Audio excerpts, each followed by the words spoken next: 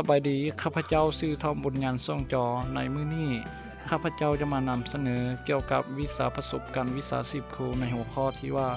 ครูเป็นห่วงนักเรียนและส่งเสริมให้นักเรียนจงตั้งใจเรียนซึ่งเป็นแนวใดนั้นให้พวกเราไปติดตามและหัดสูไปพร้อมๆกันได้เลย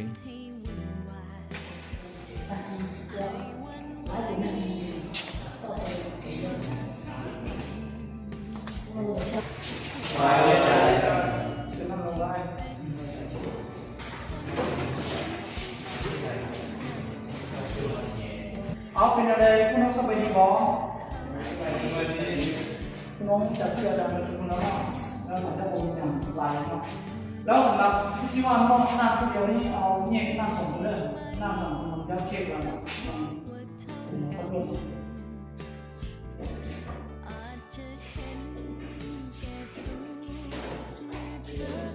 เอามันชั่วโมงประมาณนั้นเอาได้เงียบแค่นอกเพราะว่าแต่เจ้าทำเสนอวิธีการว่าเขาได้ยังไงอะไรมันแล้วตอนนี้เราจะมาเงียบเลยเนาะ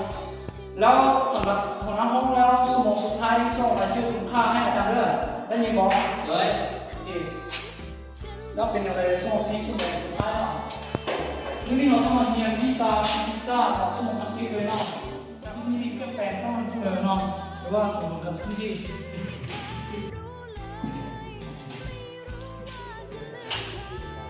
แล้วส่งผลกับพื้นที่คุณน้องรู้บอกว่าเป็นอะไรเป็นยังไงอาจารย์มันก็โดย S เท่ากับS ศูนย์ก็ให้1 2 A S ที่ตัว2ก็ให้มี0 S ที่แม่แล้วน้องมาว่า S เท่ากับ S ศูนย์บวกให้ V ศูนย์ที่บวกในส่วน2 A ที่เป็น2อันนี้เป็นส่วนผลการขึ้นที่เปลี่ยนแปลงสมันทั้งหมดหรือตัวน้องจะเขียนเป็นนี้ก็ได้เนาะเขียนเป็นนี้ก็ได้ต้องมือสุดใจนะแต่ไม่เราสามที่ว่าน้องคุณน้องว่าอะไรนะหรือว่าการถูกขึ้นที่เป็นแปลงคุณน้องใช้คุณน้องจื้อเนาะจื้อเลยบอกเลยถ้าจื้อแล้วอาจารย์จะมานำเสนอทฤษฎีเกี่ยวกับส่วนผลการขึ้นที่จื้อเป็นแปลงสมันเสมอนี้เป็นอะไรหรือว่าเป็นการขึ้นที่แปลงใดให้คุณน้องจื้อระดับนี้การขึ้นที่เปลี่ยนแปลงสม่ำเสมอนี้จะมีอยู่ใน2ลักษณะคือ1ขึ้นที่เร่งสม่ำเสมอ2ขึ้นที่พ่อสม่ำเสมอเขาเรียกว่าการขึ้นที่ชื่อเปลี่ยนแปลงสม่ำเสมอที่รู้งานแบบนี้ถ้าคุณน้องเข้าใจแล้วอาจารย์จะอ่านหลักการซื่อเนาะให้มาต่อสู้ให้อย่างเร่งว่าเกี่ยวกับส่วนผลการขึ้นที่ชื่อเปลี่ยนแปลงสม่ำเสมอแล้วให้คุณน้องเตรียมอาจารย์จะขึ้นมาต่อสู้เนาะคือวันที่5ไม่ไปว่าวันที่5มันก็รู้วันนี้อาจจะได้ไอ้คนน้องที่ได้รับการฝึกเองแล้วติดตามดูเด้อถ้าห้ามโมงเกณฑ์อยู่ใดหรือว่าถอนเป็นอะไรมาก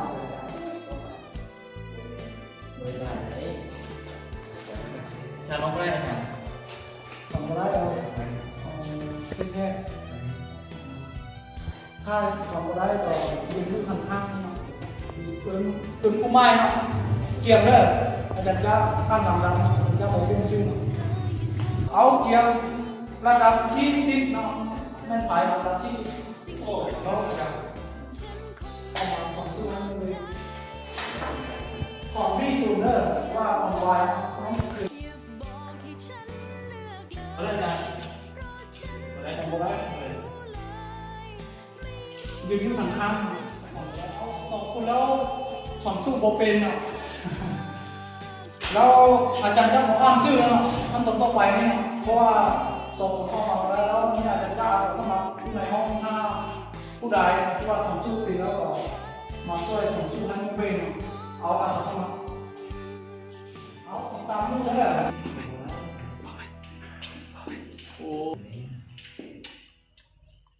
เราได้ไหนเลยซึ่งนึงโอเคพอเข้าใจบอสเลยถ้าบอเข้าใจให้อธิบายคืนนั้นเราให้มันเร่ง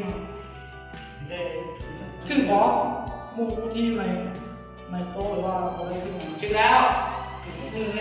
เห็นดีนะบอสเห็นดีถ้าเห็นดีแล้วก็ตบมือสุดเลยนะการไล่ของที่สายที่ไหนเสียงจะเป็นแบบ2 คนนั้นบอกกันได้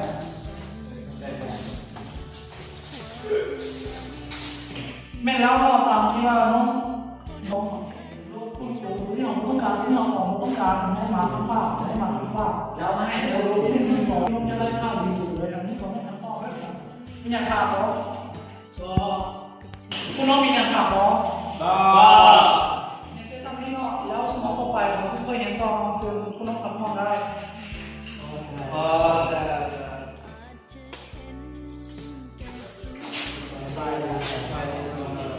จะนั่งรอ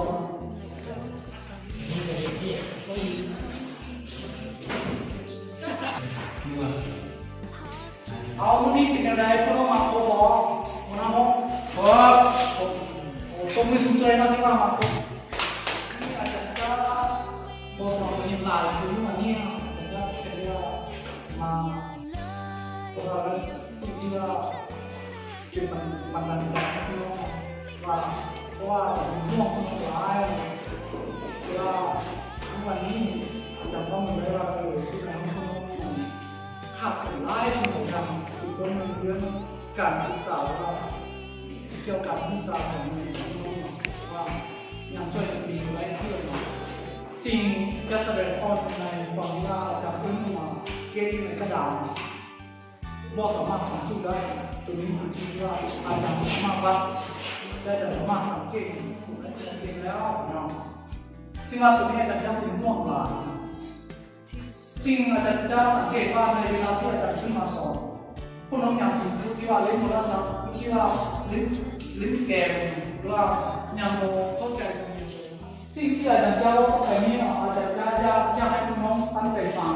อาจารย์ที่อยากตัดเตือนผู้น้องเทคนิคอาจารย์บอกว่าอยากตัดเตือนโลกเนาะอยากตัดเตือนผู้น้องโลกแต่ว่าอาจารย์เป็นผู้น้องพ่อเนี่ยอาจารย์เป็นพ่อแม่ที่แก่ที่ว่าเขาจะช่วยได้น้องที่มันเกิดขึ้นเขาจะช่วยได้เราหมายถึงว่าตั้งใจเรียนทุกเดียวตั้งใจเรียนเดียวกันเจ้าพ่อเข่งคือนิ่งเขาปฏิบัติตัวจริงหมายถึงว่าเขาอยากได้ต้องเรียนตัวจริงเลยสองเชื่อมั่นตัวจริงเชื่อมั่นถ้าเขาเชื่อมั่นเขาเรียนต้องได้แน่นอนนะเห็นเขาเก่งเขาต้องเก่งเชื่อมั่นเห็นมันถึงเขาเก่งก็จะเป็นได้ตรงนี้แหละแต่ว่าเชื่อมั่นตัวเองสอบมุกตัวเองถ้าเราหวังได้ว่าเอาเงินแล้วเอาคะแนนใกล้มู่ถึงว่าได้สิมันภูมิใจในตัวเองบอกภูมิใจดังนั้นอาจารย์จริงยากให้น้องต้องเห็นด้วยตนเองพึ่งตอนที่เราอย่างที่น้องนี้เพราะน้องมีโอกาสหลายต้องเห็นด้วยตัวเองได้คะแนนหนึ่งได้สองก็ดีใจแล้วแม่เขาเห็นเขาภูมิใจว่าเขาเรียนนำเรื่องเรียนนำอ้ายเรียนนำเอื้อยนี่สามารถเรียนได้หลายช่องทางหรือตัวใดที่ว่าพอเข้าใจสามารถโทรถามอาจารย์ได้ถ้าอาจารย์แก้ไขให้คุณน้องบอกได้อาจารย์ก็จะเอาให้วิชาการของเราหรือว่าเอาให้อาจารย์ผู้อื่นแก้ให้อาจารย์จะส่งมาให้คุณน้องตัวนี้เป็นช่องทางที่จะช่วยเหลือคุณน้องอาจารย์ยินดีที่จะช่วยเหลือคุณน้องในทุกเวลาที่ว่าคุณน้องอยากได้สมรู้จากอาจารย์เพราะอาจารย์มีหน้าที่ที่ช่วยคุณน้องมีหน้าที่ที่ให้คุณน้องปรึกษาต้องเรียนตัวง่ายก่อนหนึ่งต้องจืดเลสีประการงานพวกเป็นอะไรลูกเป็นอะไรหาเป็นอะไรคุณเป็นอะไรสองถ้าอยากเก่งวิชาฟิสิกส์ต้องทำนิยามให้ละเอียดสองต้องจืดสัญลักษณ์ว่าเป็นอะไรเป็นอะไรเนาะต่อไปที่สู้หลังจากที่สู้แล้วไปเป็นตัวอย่างจะตัวอย่างที่ง่ายๆที่ว่าเขาเก่งเรียบร้อยแล้วให้เอาเก่งไปเอาอ้าไปที่โค้งไปเห็นอย่างนั้นหลายๆเพื่อแล้วคุณน้องจะสามารถพัฒนาตัวเองได้เพราะอย่างนั้นวันนี้คุณน้องมาที่ผมเป็นเพราะคุณน้องเข้าใจว่าโปรแกรมเกี่ยวกับสู้ผมจื้อผมไม่กว่านี้ผมจื้ออย่างนี้เลยต้องจื้อได้ดังนั้นคุณน้องต้องไปจื้อตัวง่ายเลยมันจะเป็นจื้อตัวง่ายมีเพียงแค่เท่านี้และอาจารย์จะเขียนเอกสารมาให้ของเราเอกสารเจ้าของน้องผู้ใดอยากได้ผม รอบรัวเกี่ยวกับคู่มือสิ่งเกี่ยวกับสิ่งกิ้งระดับอังกฤษก็สามารถมาเอามาจากไปที่ได้ให้หนุ่มหน้าห้องมาเอาถ้าใครจะได้ตกเป็นชื่อเนาะแล้วก็ที่อาจจะประมาณอย่างละที่ไปมาได้ต่อที่หัวนี้ก็เป็นเอกสารทั่วไปเกี่ยวกับระบบการดูเป็นสิ่งข้อมูลของต่างๆแล้วพน้องก็สามารถเอามาไปทุกคนได้โอเคบอสได้ต่อมาเอาได้เนาะโอเคแล้วผู้ใดจะได้แล้วก็ยกขึ้นนำมาห้องเลยแล้วของเราจะเอาไปก๊อปปี้แล้วคืออาจจะเพราะอะไรการเรียนที่เขาอยากพัฒนาตัวเองเราเขียนได้เห็นในตำราที่เดียวเขาต้องเรียนเราล้าได้หมดเรียนตำราทั้งที่เราตำราไทยเราหรือว่าที่เกี่ยวข้องหรือว่าเอกสารต่างๆที่เกี่ยวข้องสายวิชาที่เราพร้อมกันเรียนเก่งหรือว่าเรียนได้นะโอเคแล้วมาห้องนี้เราก็โปรแกรมอย่างไรนะน้องเอาไปก๊อปปี้แล้วส่งให้อาจารย์ที่หลังเลยโอเคเนาะวันนี้อาจารย์ที่อาจารย์ว่าวันนี้เราน่าจะได้เรียนหลาย